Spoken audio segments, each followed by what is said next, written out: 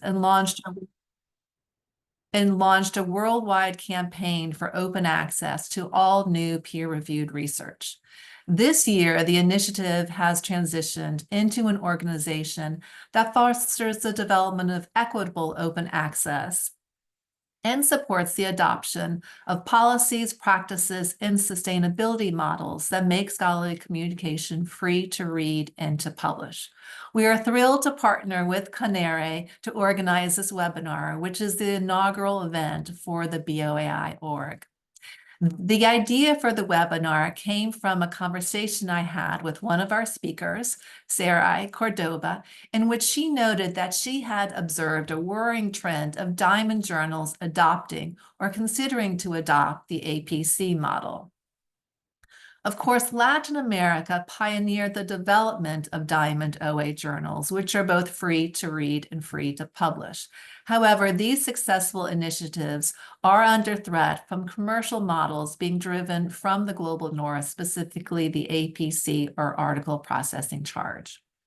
We decided to organize a webinar to highlight this development and discuss how it can be addressed.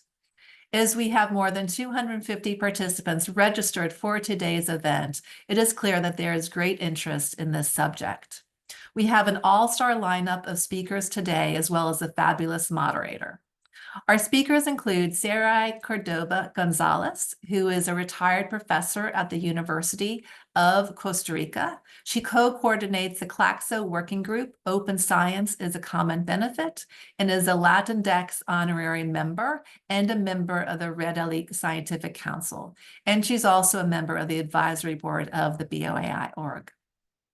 In addition, we are joined by Ariana Becerril Garcia, who is a full-time professor at the Autonomous University of the State of Mexico and a member of the National System of Researchers of Mexico. She is the executive director of Redalyc and chair of Amelica. And I'm very pleased to say that she is now also the chair of the BOAI organization. And Leslie Chan, who is Associate Professor and Director of the Knowledge Equity Lab in the Department of Global Development Studies at University of Toronto, Scarborough. He was an original signatory of the BOAI and is a member of the BOAI Steering Committee. And we are joined by Peter Suber, who is Senior Advisor on Open Access at Harvard Library and Director of the Harvard Open Access Project at the Berkman Klein Center for Internet and Society. Peter is also a member of the BOAI Steering Committee and was the principal drafter of the original BOAI in 2002, as well as our 10th and 20th anniversary updates. The webinar will be moderated by Andrea Mora Campos, a professor at the National University of Costa Rica and an academic advisor for open science at the university. She is a member of the Open Science Subcommittee of CONERE and coordinator of the Central American and Caribbean Open Science Group at the Central American University Superior Council. And again, I'm Melissa Hegman. I'm the director of the BOAI org. And with that, I'll hand it over to Andrea. Buenos días, buenas tardes y buenas noches. Yo sé que tenemos personas de muchos países. Muchísimas gracias por acompañarnos. Yo soy Andrea Mora. Estoy aquí en la representación de varias instituciones, pero hoy de CONARE. Muchísimas gracias, de verdad. Para nosotros es un honor que esta comunidad esté aquí con nosotros. Vamos a empezar con Sarai Córdoba, que va a exponer brevemente su punto de vista sobre el tema. Y bueno, y también como lo hablaba con Melissa y con los demás colegas, esperamos que sea uno de varios webinars que podamos tener y para discutir este tema tan importante. Y bueno, yo en especial quiero agradecer a la comunidad de Brasil y de Portugal, que también sé que está por acá, y esperamos que en los próximos webinars ya podamos tener también interpretación al portugués. Sarai, quedamos con usted en este momento y empezamos.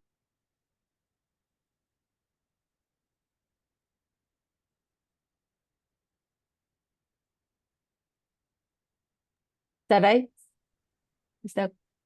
está con mute.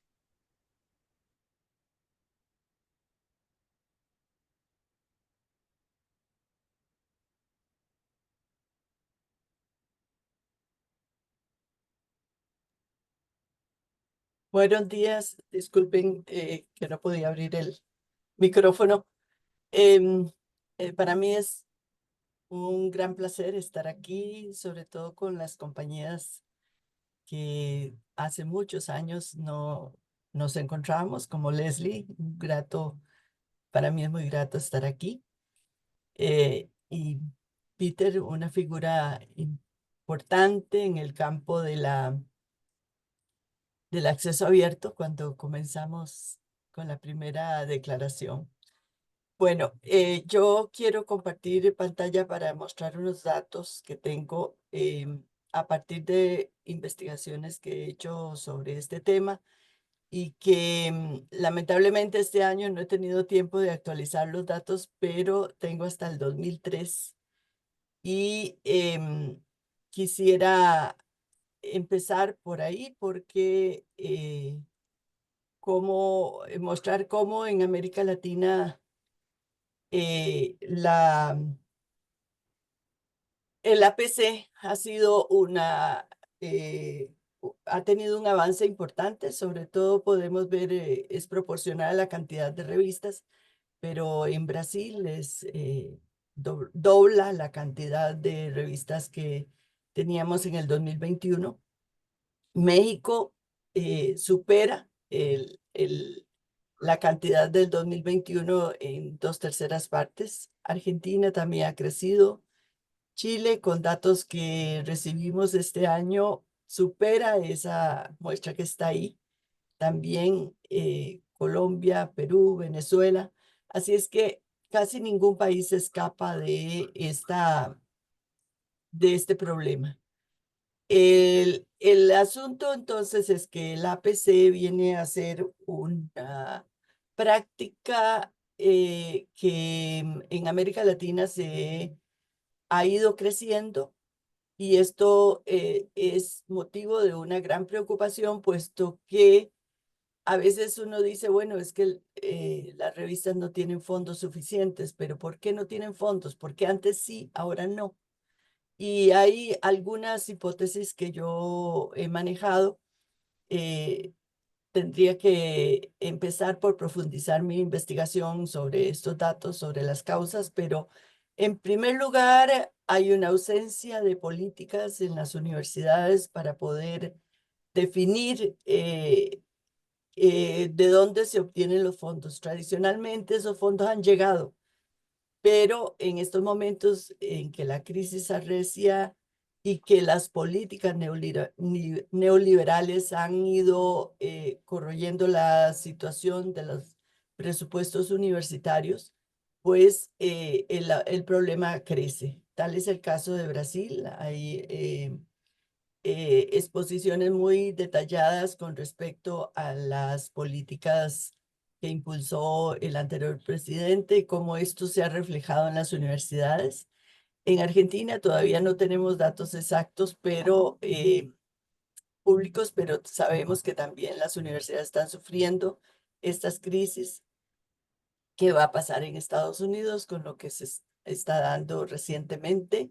Y así otros países. Otro dato interesante u otra hipótesis importante que hemos manejado es que las sociedades científicas que tradicionalmente han sostenido sus revistas en el 100%, también han estado buscando formas de cambiar esa situación.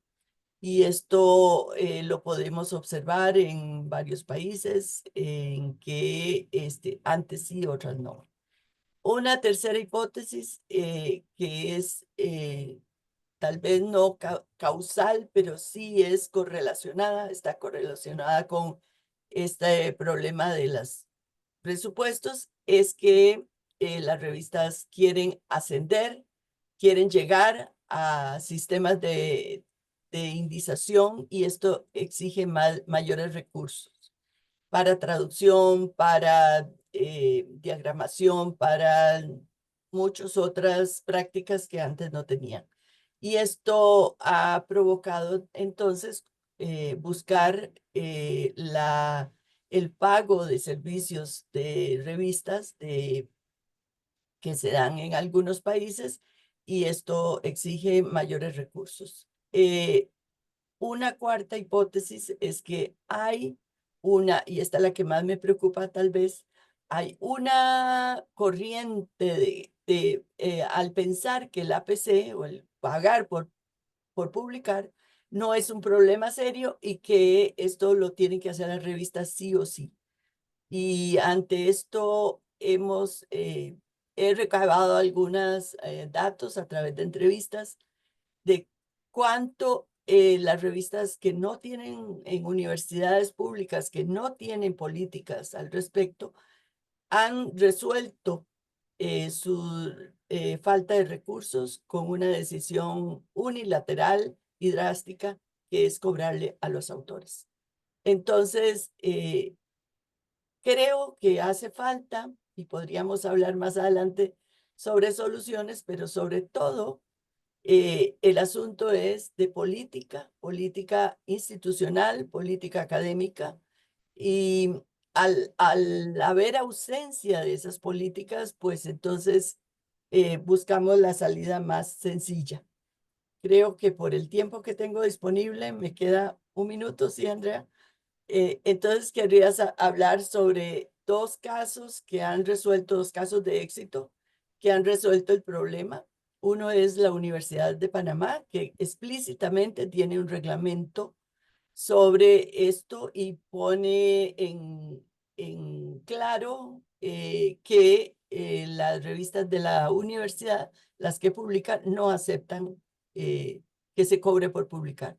Y el otro caso es de la Universidad Nacional de Costa Rica, donde está Andrea, que tiene un reglamento que no habla explícitamente del APC o de no cobrar por publicar, pero que sí define de dónde salen los recursos para las revistas. Y esto es una solución que a mí me parece idónea para que este problema no siga creciendo como ha venido aumentando desde el 2021 hasta acá.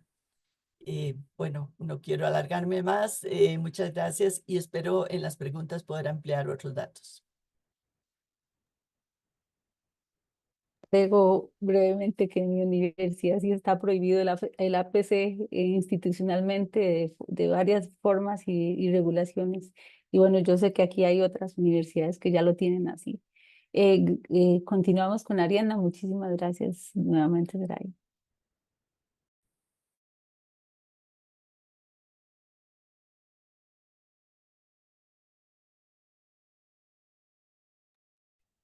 Ya, no podía habilitar el micrófono. Muchísimas gracias, André, por la moderación.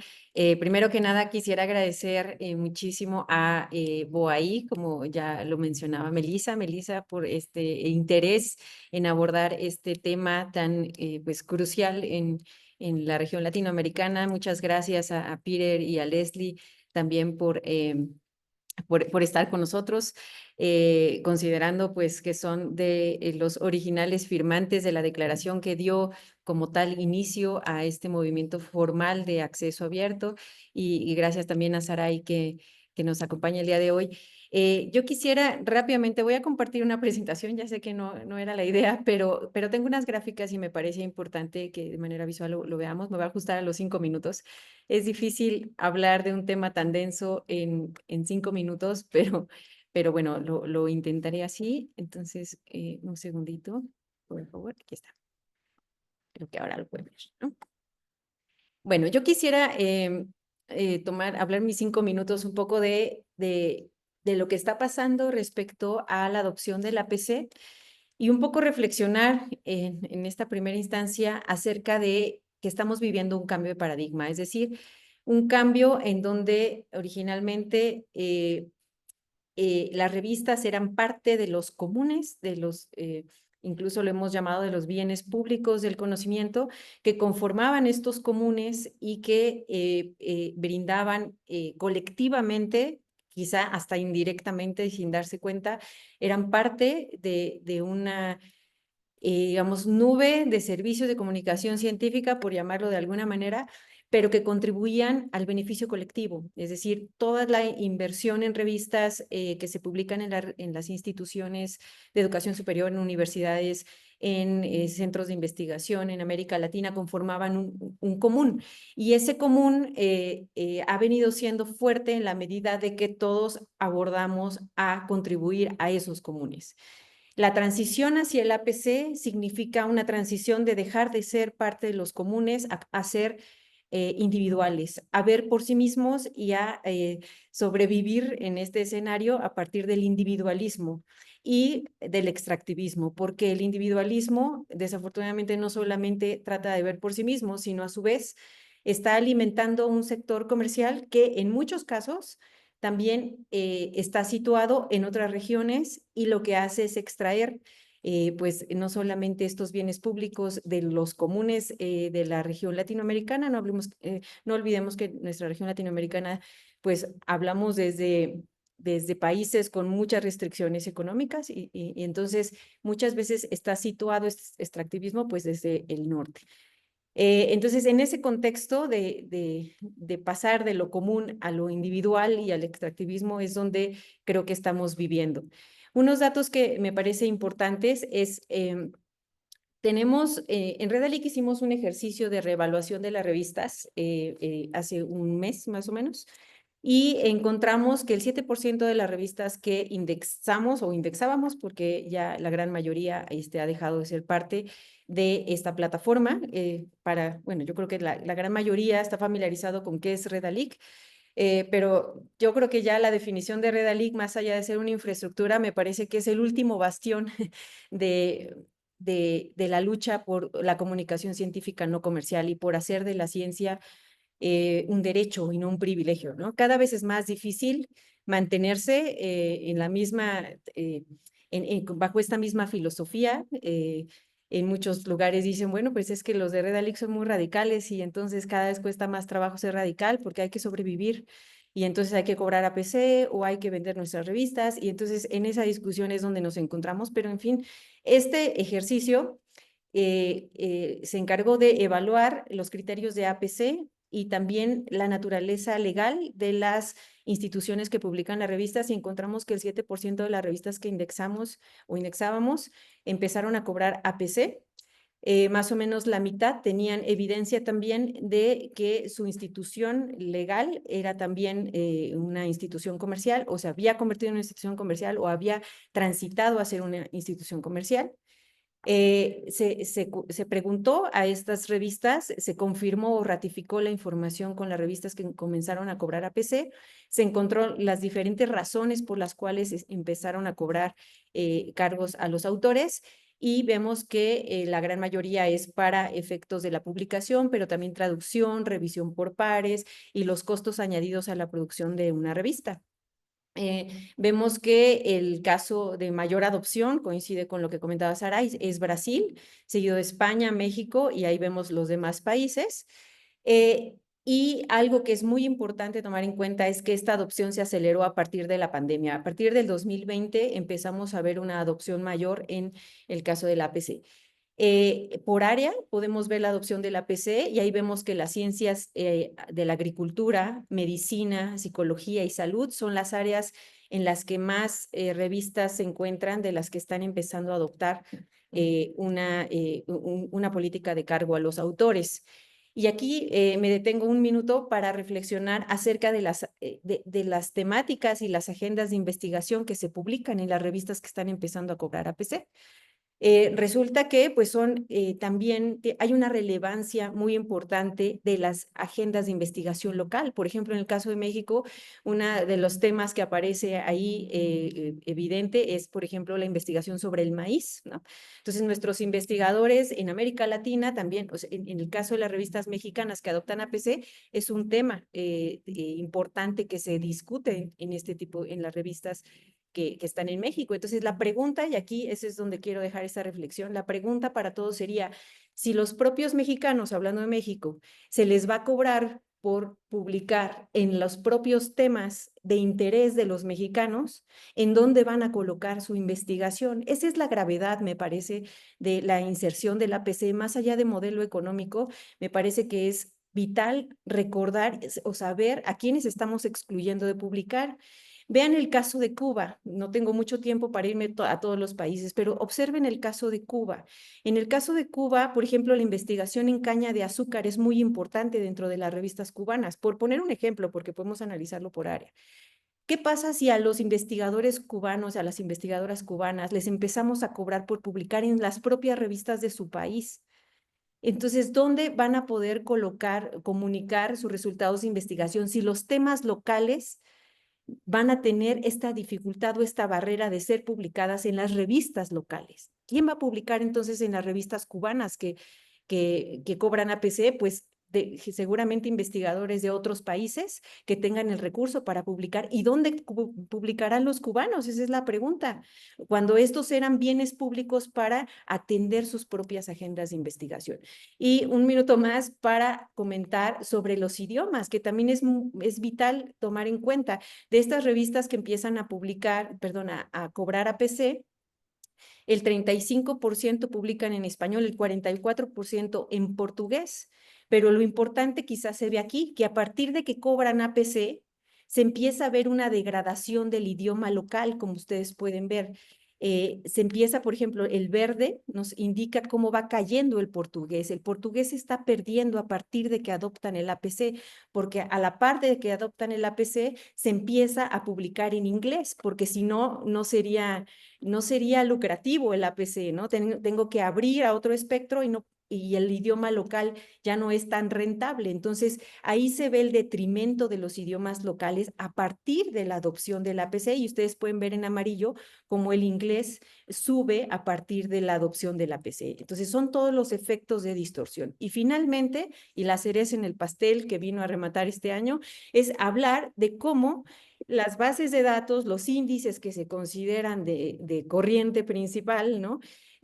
Pues ahora empiezan a adoptar indicadores como el APC estimado o el valor estimado en el mercado de las publicaciones. Perdón, pero no hay mayor distorsión e invitación a comercializar y a privatizar absolutamente todos los bienes públicos. Y pongo un ejemplo muy claro. En el caso de Simago Journal Rank, tiene indexadas en esta base de datos 715 revistas de Cielo, ¿sí? Cielo, una plataforma latinoamericana. Son 715 revistas de Cielo que ahora aparecen con un APC estimado, y más bien diría yo, sugerido 715 revistas, ¿no? Entonces, ¿qué estamos haciendo? Ahí nunca verán Redalic, porque como les digo, evidentemente esto es fomentar el mercado comercial, es comodificar o convertir en productos comerciales lo que solían ser bienes públicos. Y el caso de la revista Salud Pública de México, una gran revista de grandísima calidad, pues esta base de datos ahora le sugiere o le estima que puede cobrar una APC de $3,000 y que se puede vender en 2 millones. Entonces, ¿qué estamos haciendo? ¿Qué estamos permitiendo? ¿Qué estamos legitimando? Esto, señores, es falso y es precisamente la cereza en el pastel en este sistema de degradación y distorsión de algo que deberíamos estar orgullosamente presumiendo en América Latina, de haber construido un sistema de los comunes, y ahora que podamos empezar a perderlo y que terminemos justamente teniendo que tener otra declaración como la de BOAI en unos 10 años diciendo que el APC pues rompió todo el sistema de bienes públicos que había en América Latina. Muchas gracias. Perdónenme si me pasé un poquito de tiempo. No, está bien, Ari. Muchísimas gracias, Ari, por su intervención. Y ahora le damos paso a don Peter. Peter, bienvenido. Muchísimas gracias. Adelante. Thank you very much. Thanks very much. I appreciate it. First, I want to thank Sarai and Ariana for their thinking about why some journals might be adopting APCs when they did not charge them before. That's very plausible to me. And I want to start by saying I don't have data, and I haven't heard data yet. What I'd like is to learn why journals adopt APCs when they didn't have them before. What are they thinking?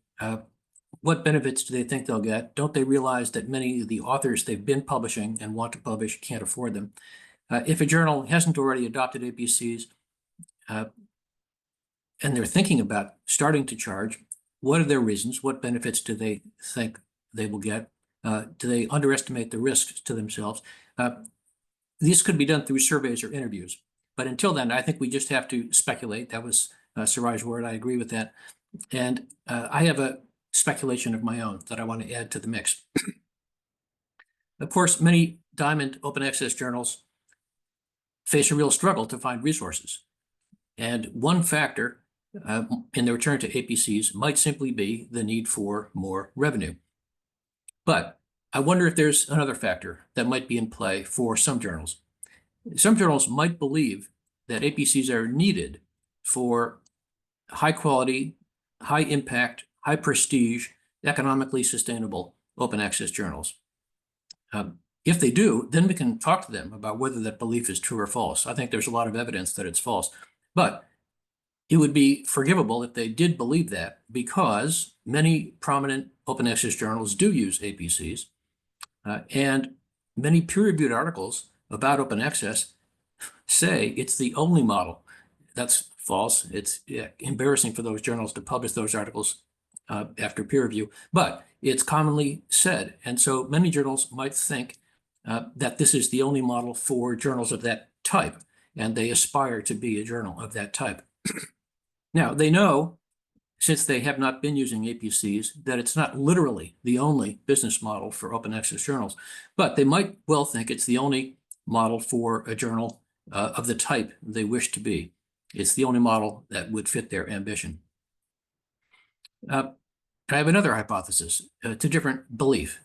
Some journals might believe that APCs are actually widely accepted, maybe even widely applauded.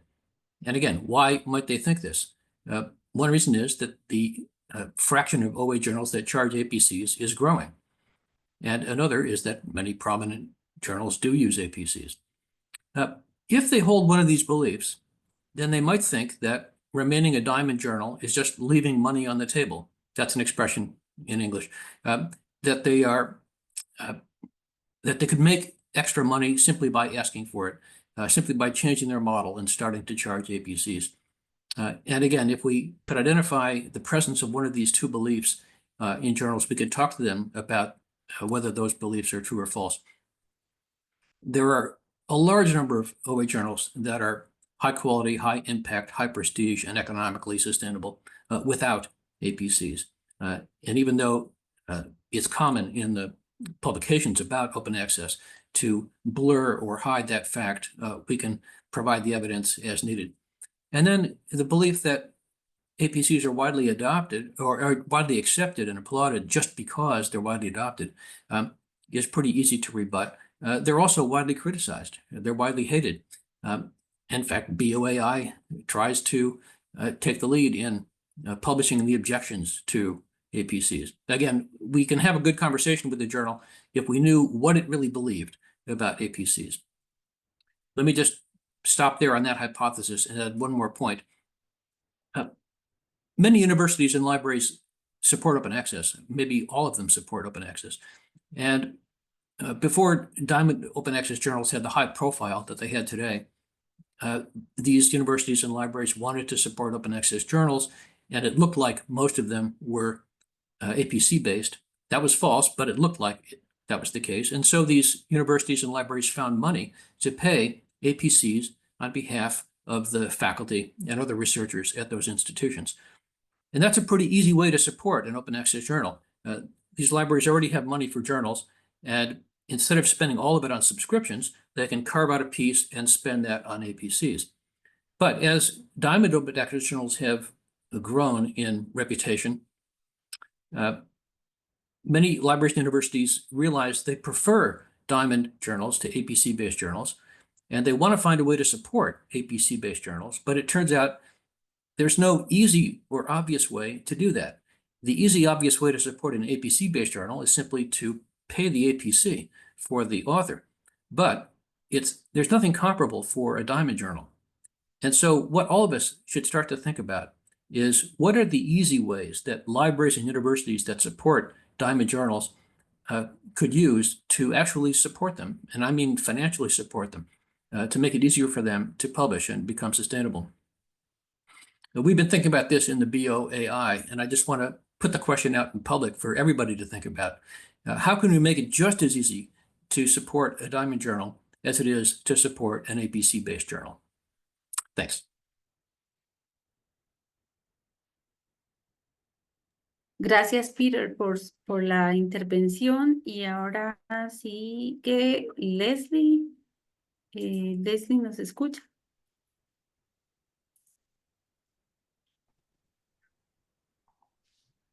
Hola. Adelante, Leslie. Hello. Hola. Hi. I Hi. tried to turn on the video, but it won't let me. Or do I need it? Ya puede. Mm, Ya está como co-host, entonces ya podría.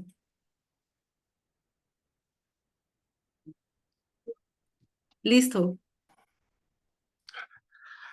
Hi, everyone. It's great to see where faces are there, and I see a lot of names that I'm familiar with. So I'm very happy to be in this space having a conversation with all of you. When Melissa asked me to take part in the panel, I said I don't really have much to say, but I would be happy to comment on what my other panelists have to say, which are very rich in perspective.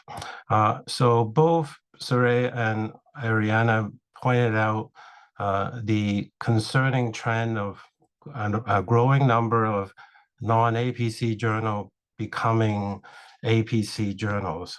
And Ariana also articulated some of the very strong reason why the concern is there, such as the change in the characteristic of the journal from local languages to English in order to attract the kind of submissions for the funding. So there obviously are important concerns, and then Peter mentioned the need to understand why these journals switch. And I completely agree, because different journal editors, boards make decisions differently. I don't think there is a universal reason for why some of them switch, but the big question in my head is the categorization of APCs and non-APC journal may not be sufficiently fine-grained to separate out the different reasons and the rationale for why journals went to a different model. I also think that, and I'm not defending APC per se, I think APC has gotten a really bad name over the years, in many cases deservedly so, because it has overcharging for the sake of vanity. And there is also a lot of predatory publishers that are taking advantage of the APCs in unscrupulous way. So APCs has gotten a really bad rap. But I want to remind us too that since the articulation of the BOAI over 20 years ago, the idea of charging for publication was part of the multiple pathways that are possible for achieving open access. And so there were signatories in there who were already using that model. It's just that over the years, again, we've seen erosion of that model into a completely profit-driven idea that kind of gave APC a bad name. The reason I mention this is because I do know specific journals who have gone from non-charging model to one that charge a very nominal amount. So the journal African Crop Sciences, with which we worked for a number of years, had to switch to a charging what they would call a submission charge. $30 US they charge for to cover office expenses. Mailing in African countries are very expensive. There's a lot of times manuscript being sent in by post and so forth. And there's a lot of office work and so forth. And so they decided to charge a $30 submission fee. That was 10 years ago to offset some of these basic costs. I think they went up to $50 later, and they felt terrible about it. But they need to, because they have no other sources of funding other than government funding and university infrastructure support. So that comes back to the other reason that one of the a problem that Ariana pointed out, and that is the lack of consistent, or actually Soraya pointed, lack of consistent policy framework for supporting OA Journal, right? We've seen OA Journal being funded by government or funding agency, and then they pull their resources, and then the journals have to look for alternative fundings. Keeping in mind, publishing costs money, right? So I work with the Social Science Humanities Research Council in Canada to find ways to support open access journals. And some years ago, we decided a minimal cost for publishing on humanities social science journals in Canada was about 850 Canadian. And so the funding council was then able to find a pot of money for journals to apply to say if they have to publish so many journals, they will receive that amount times, the number of articles times $850 if they qualify, right? So the idea was that, yes, there's a cost associated with each publication, but we need to know the real cost of these in order to cover the basic expenses, right, for nonprofit journals. But the problem still, by and large, we don't have that data. We don't know where in different contexts, in Uganda, in Mexico, or in Canada, what are these basic costs for which particular journal and what they cost, so that we can find proper policy framework to support these journals in a sustainable way. Otherwise, if we just label APC no good, non-APC is good, and we will get ourselves messed up in good journals being unsupported. Finally, I just want to point out a very good example of a journal that I have been following. It just happened to be in the US. I'll share the URL. And it's a food and community journal. And they have what they call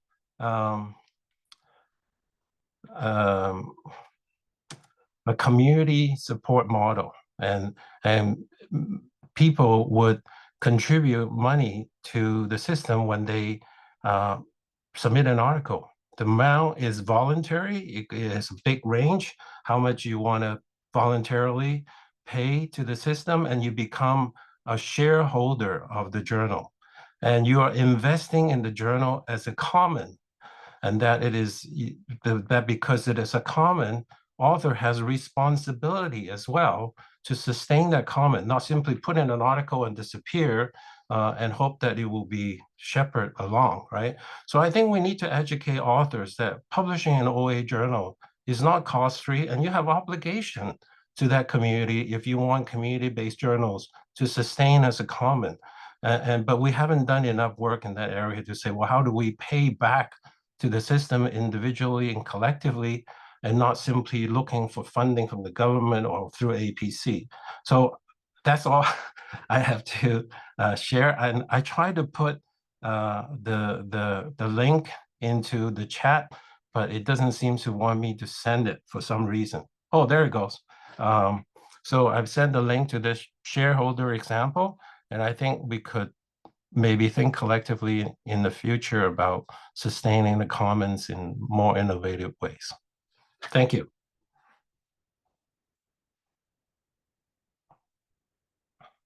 Gracias, Leslie, por la intervención.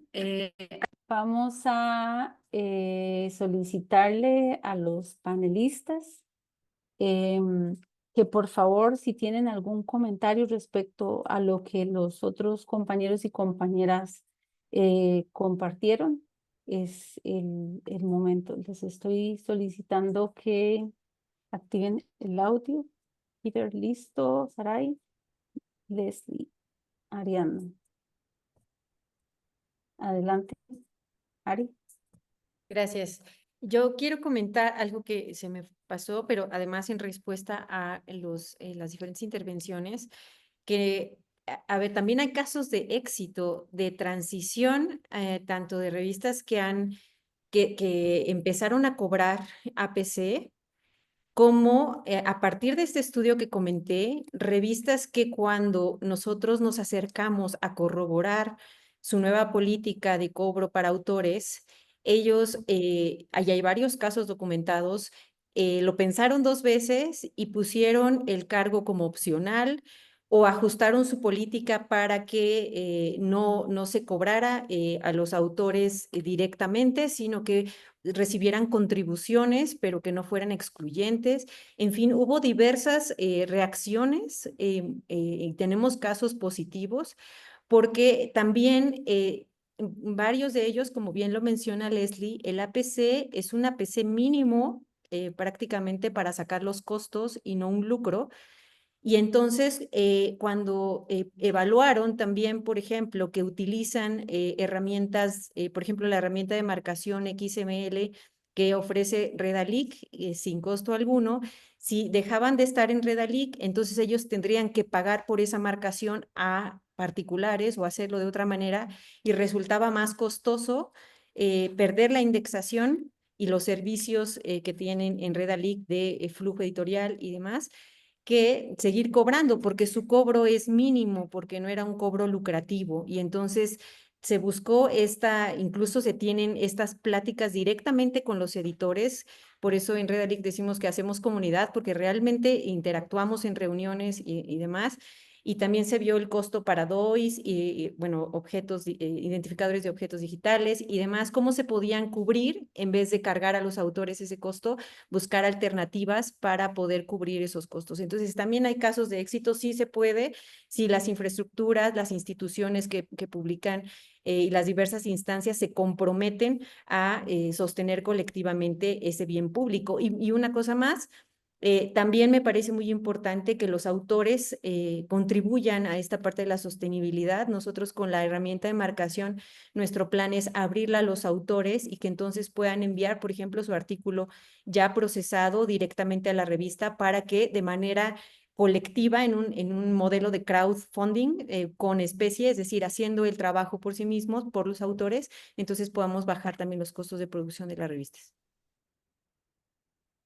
Gracias, Ariana, por la intervención. Doña Saray, adelante. Gracias. Yo quisiera referirme a los aspectos que generan las preocupaciones por los fondos, por aumentar esos fondos. Y quisiera mostrar otro dato que tengo aquí, y es que cómo han aumentado los fondos, los cobros, el monto de los cobros entre 2021 y 2023. Y vemos que aunque se cobre poco, porque en realidad yo lo dividí aquí en 4 rangos: alto, bajo, medio y muy alto.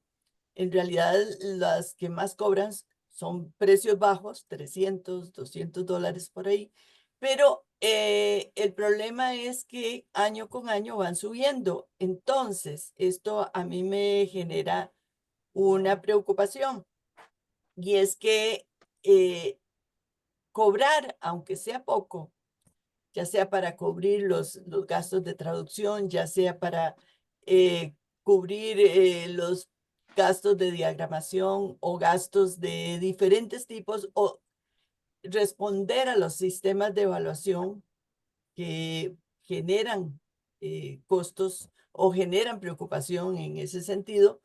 El problema es que esto va creciendo, no es un costo, un APC que se cobra, aunque bajo, pero que se cobra una vez y se mantiene, no, es que va aumentando de acuerdo con las demandas de estos factores que inciden en el costo.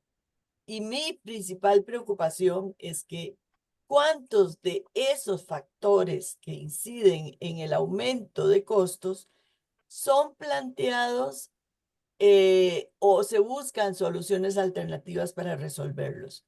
En el caso de las universidades, que también en mis datos son las universidades las que aparecen, de los 249 revistas que extraje tanto de Latindex como de DOAG, hay una cantidad mayor de revistas, casi el 50%, son de universidades. no son empresas comerciales solamente. Entonces, ¿qué es lo que pasa? Que si no hay una política dentro de la universidad, no hay una definición clara en las universidades latinoamericanas, esos costos se van a ir saliendo por la vía más fácil y es cobrar a los autores. Entonces, aunque sea mínimo, el problema es abrir un portillo que va a ir creciendo y crece de manera que se volverá incontrolable. Así empezaron las revistas en el mundo, en el norte, ¿verdad? Porque un poquito primero y luego más y más y más. Ahora, el problema también es que el cobro de APC en las revistas comerciales o editoriales comerciales es un indicio de fraude, de revistas fraudulentas. Y esto sí lo tenemos demostrado en la Tindex, porque vamos a ver, no todas las revistas que cobran son fraudulentas, pero sí la gran mayoría de revistas fraudulentas cobran. A ver si quedó claro.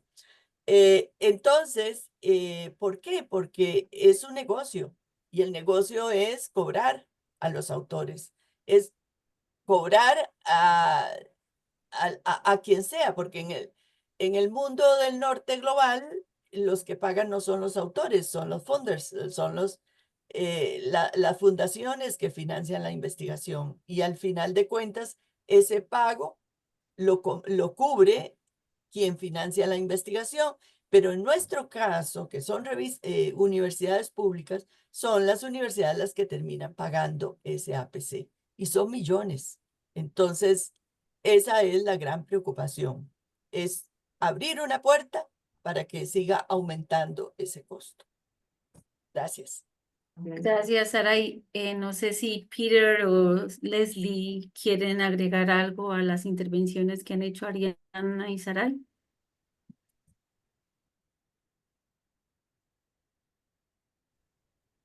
I can add support for Leslie's idea for sustainable or low submission fees. Submission fees can work, and when they work, they don't have to grow in proportion to the journal's, let's say, selectivity. Now, one problem with APCs, among many other problems, is that the more selective the journal is, the more times it has to do peer review for every published article. And that is an objective reason for high costs. But if you charge a submission fee to cover the costs of processing, then the journal can be very selective and still not raise the fee the way it would have to raise its APC. By the way, this is why I think Nature has such a high APC. But some journals are proving that submission fees can be low enough to be affordable. And maybe we should even generalize this. I think Leslie was going in this direction too. Not all APCs have to be high. They become high for profit seeking or for vanity, as he put it. I think that's right. But they can be low if they are strictly limited to covering the journal's production costs plus a modest surcharge to grow the enterprise. Then they turn out to be much more affordable. And the amount charged to the author does not have to be 100% of that production cost. It could be 50% because the journal has a subsidy to pay the other 50%. And so to become a diamond journal, every journal needs some kind of subsidy. But if it can't get a 100% subsidy, but only a partial subsidy, it could charge a low APC to make up the difference. And we don't see enough experimentation with low or affordable APCs.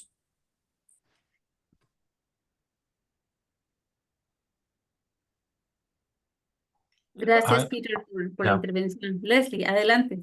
Adelante. Just want to add to that.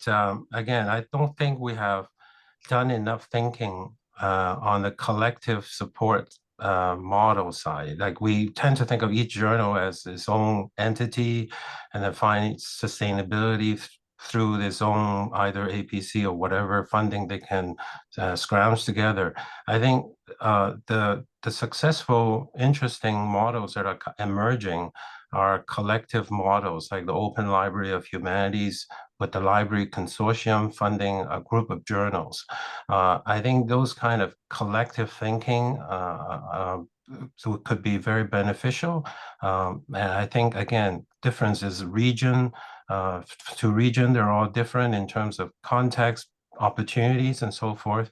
And I think we need to do some more work in that area to explore those possibilities instead of putting the onus on each individual journals all the time. Yeah. Gracias, Leslie. Por el tiempo, yo he estado revisando las preguntas. Gracias, Ariana, por irlas contestando. Y a los otros panelistas también les agradecemos el tiempo. Yo quisiera, tal vez, creo que se repite una pregunta que es cómo hacer para que los autores que están interesados, no sé, en publicar en revistas de primer corriente o en revistas con APC, vayan hacia las revistas Diamante. Eso es como una que ha estado de forma reiterada. Si alguno quisiera intervenir de forma breve, se lo agradecería por el tiempo para poder cumplir con el tiempo estipulado. Muchas gracias. Ariana, Saray, Leslie, Peter. Adelante, Saray. Sí, yo creo que es una cuestión de más actividades como estas. Tenemos que informar a los autores, tenemos que buscar también los recursos dentro de la misma institución para cubrir esos gastos y no permitir que se generen como espontáneamente revistas que rompen la vía Diamante.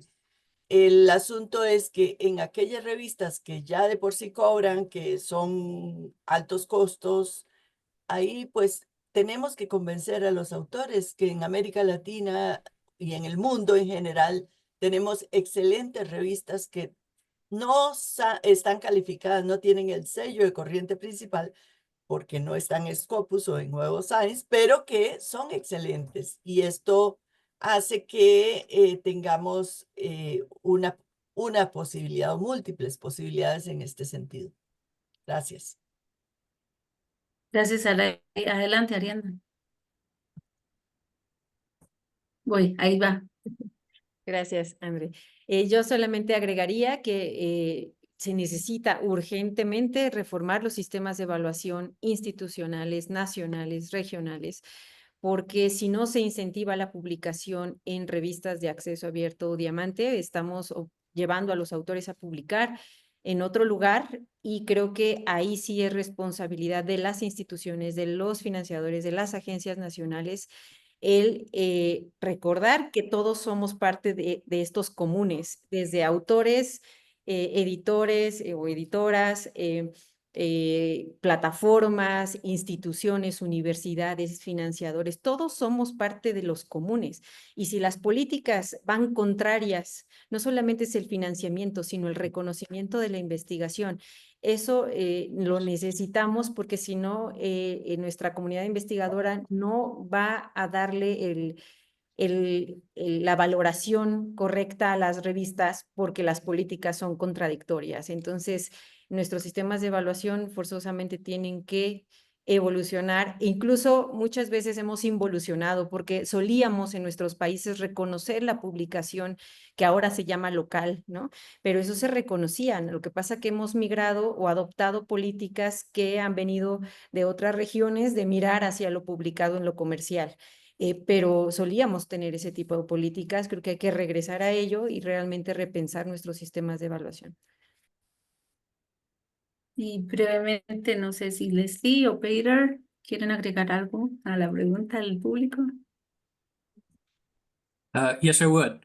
First, Adelante. I definitely agree we have to educate authors, and I definitely agree that we have to reform research assessment. Most authors do not pay attention to journal business models. They don't care about that, and they don't even want to know about it. But they think that if they want to make their article open, they have to pay an APC, because that's the myth. That's widely understood. So we have to educate them to show them that's not the case. There have to be people at every institution to help talk to them. These could be in the library, they could be in the research office.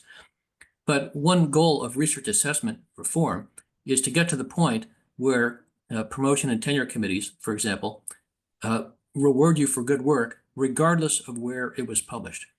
And if authors have a choice between a Diamond journal with little reputation and an APC journal with a high impact factor and large reputation, they might feel obliged by their career ambitions to go with the APC journal. But if their promotion and tenure committee makes clear that that's not necessary, that they're going to judge the quality of the work regardless of where it was published, then they will be free to go to the free journal. They will be free to avoid the APC and simply get their work out where it can be read and judged by experts in their field. So one of the worrying trend I've been watching is not simply the number that's switching to APC, but the fact that Global North publishers are identifying profitable or potentially profitable journals from Latin America as targets for takeover, right? And this is happening. I think we should track that as closely as possible because it's been happening all over the world. 20 years ago, to be honest, I mean, you ask a publisher about their interest in Latin American journal, they would say, oh, there's no money to be made there. Now it's a completely different story. With their extractive models that Ariana mentioned, they can come in and extract a lot of data that they are lacking right now. It's a new frontier for them. So they would have great interest in turning a lot of those journals into their own holding so that APC become part of the strategy. But it's really about extractions of intellectual know-how, properties, and data of Latin American in general. So I think that's a bigger worry that I see.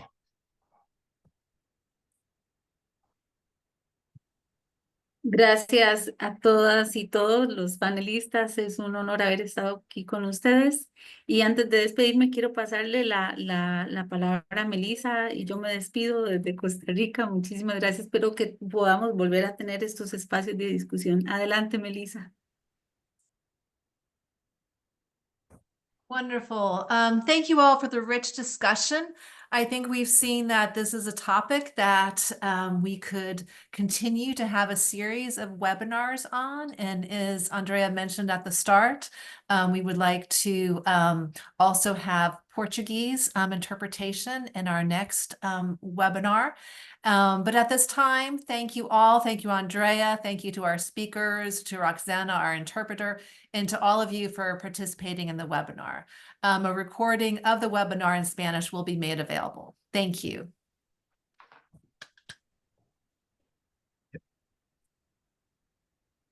Saludos. Hasta luego. Thank you, everyone.